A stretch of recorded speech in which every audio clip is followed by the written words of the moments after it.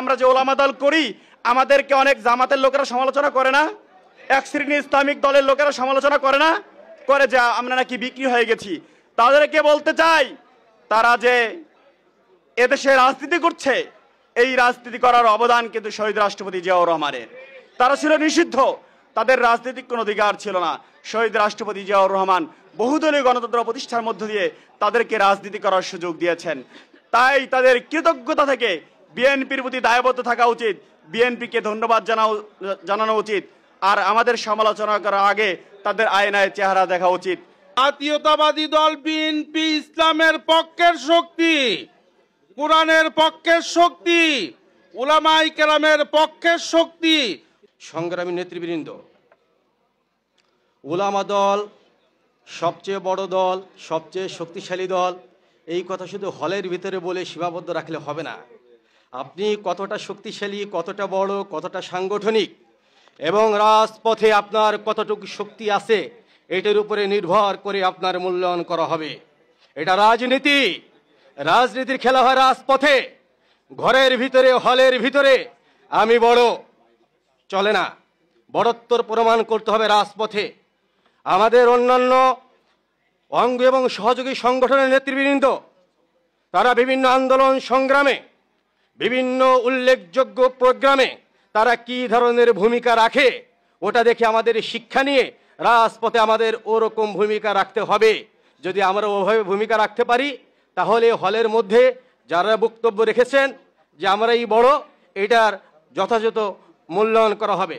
সংগ্রামী নেতৃবৃন্দ, বাংলাদেশে উলামা দলের, বাংলাদেশে ইসলামিক সাইনবোর্ড ব্যবহার করে, ইসলামের লেবাস ধারণ করে বিভিন্ন রাজনৈতিক দলের নেতৃবৃন্দ ইসলাম বিরোধী অনেক কথাবার্তা বলতেছেন, আপনারা সবাই জানেন, আমি বিস্তারিত বলবো না। এর প্রতিরোধ করার দায়িত্ব একমাত্র বাংলাদেশ জাতীয়তাবাদী উলামা দলের সকল পর্যায়ের নেতৃবৃন্দের। আপনাদের সবার রাজপথে থেকে অগ্রণী ভূমিকা পালন করে তাদের দাঁত ভাঙ্গা জবাব দিতে হবে আপনার কর্মের মাধ্যমে।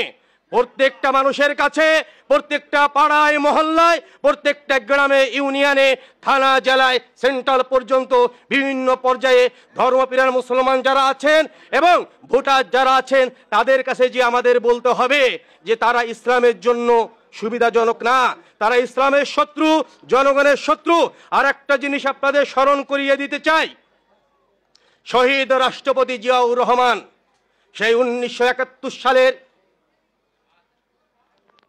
25শে মার্চ চট্টগ্রামের কালুরঘাটে বেতার কেন্দ্র থেকে স্বাধীনতার ঘোষণার মধ্য দিয়ে বাংলাদেশে যতগুলো উল্লেখযোগ্য সমস্যা দেখা দিয়েছে, সেই জিয়াউর রহমান থেকে শুরু করে বিএনপি পরিবার, জিয়া পরিবার প্রত্যেকটা বিষয়ের পাশে ছিল। তারাই ছাতার মতো ছায়া দিয়েছে এদেশের জনগণকে। 90-এর চেতনায় 2024-এর জনাব তারেক রহমানের নেতৃত্বে ছাত্র জনতার গড় অভ্যুত্থানে আপনাদের আন্দোলনের মাধ্যমে এদেশ থেকে ফ্যাসিস্ট খুনি হাসিনা পালিয়ে যেতে বাধ্য হয়েছে। অতএব আমাদের সবার মনে রাখতে হবে, তারেক রহমান বলেছিলেন দেশ যাবে কোন পথে, ফয়সালা হবে রাজপথে। আপনারা রাজপথে ফয়সালা করেছেন।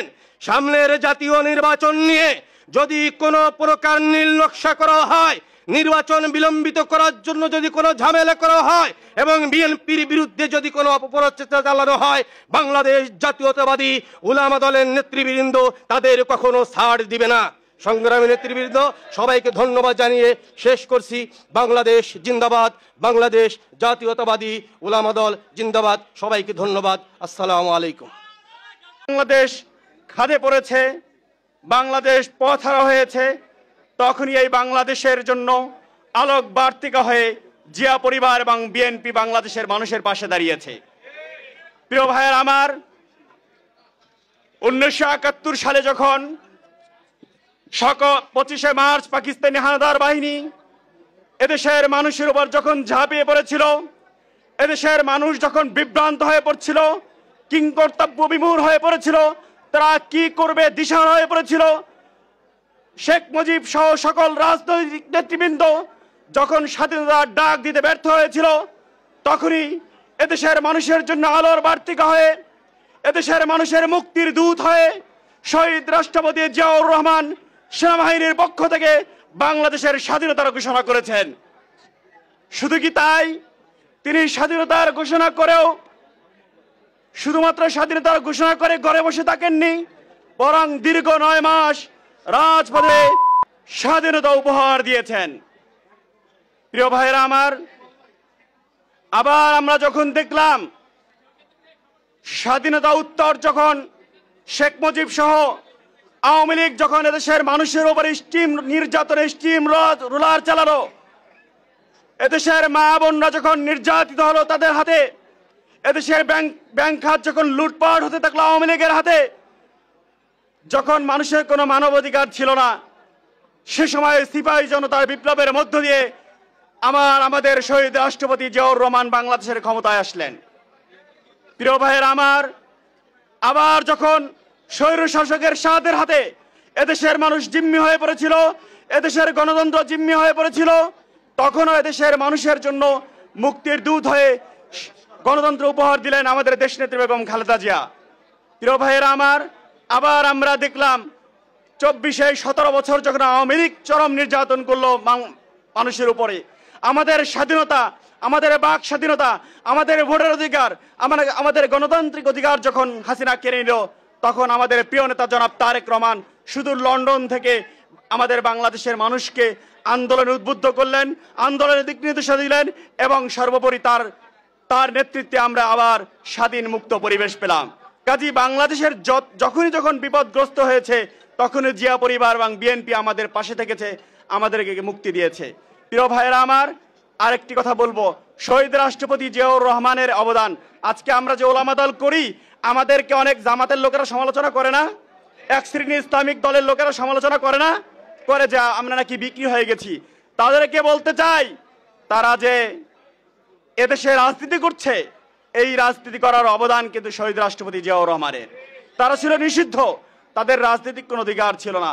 শহীদ রাষ্ট্রপতি জিয়াউর রহমান বহুদলীয় গণতন্ত্র প্রতিষ্ঠার মধ্য দিয়ে তাদেরকে রাজনীতি করার সুযোগ দিয়েছেন। তাই তাদের কৃতজ্ঞতা থেকে বিএনপির প্রতি দায়বদ্ধ থাকা উচিত, বিএনপিকে ধন্যবাদ জানানো উচিত, আর আমাদের সমালোচনা করার আগে তাদের আয়নায় চেহারা দেখা উচিত। বারবার আমাকে সতর্কবাণী দেওয়া হচ্ছে, তো আমি আমার বক্তব্য শেষ করলাম। সকলকে ধন্যবাদ, আল্লাহ হাফেজ। যে সকল নেতৃবৃন্দ বিভিন্ন জেলা উপজেলা থেকে কষ্ট করে এই দীর্ঘ সফর করে এখানে এসেছেন, সকলকে আমার ব্যক্তিগত পক্ষ থেকে ধন্যবাদ এবং কৃতজ্ঞতা জানাচ্ছি। জাতীয়তাবাদী দল বিএনপি ইসলামের পক্ষের শক্তি, কোরআনের পক্ষের শক্তি, উলামায়ে কেরামের পক্ষের শক্তি, কোরআন এবং সুন্নাহের পক্ষের শক্তি। ঠিক না বেঠিক? এই মেসেজটা সাধারণ জনগণকে আমাদেরকে দিতে হবে। সবাইকে ধন্যবাদ, আমাকে সময় দেওয়ার জন্য ধন্যবাদ। আসসালামু আলাইকুম ওয়া রাহমাতুল্লাহি ওয়া বারাকাতুহু। সম্মানিত ভাই ও বন্ধুগণ, এখানে উপস্থিত হয়ে আমাদের এত সুন্দর বাগান দেখে আমরা সকলেই খুশি। আমরা জামাল ভাইকে আমাদের এই খুশির খবরটা আমরা পৌঁছে দিতে চাই। আমরা এতটুকু বলতে চাই, ইনশাল্লাহ সারা বাংলাদেশে আমরা ঐক্যবদ্ধ থেকে ইনশাল্লাহ আমাদের ওলামা দলকে এগিয়ে নেব এবং অপ্রতিদ্বন্দ্বী ওলামা দল আমাদের সারা বাংলাদেশে নেতৃত্ব দেবে। ভাই আমাদের সাথে থাকবেন, আমাদের হেল্প করবেন, আমরা আগাই যাব ইনশাল্লাহ। আমিন। ওয়া আখিরুদ দাওয়ানা আনিল হামদুলিল্লাহি রাব্বিল আলামিন। আসসালামু আলাইকুম।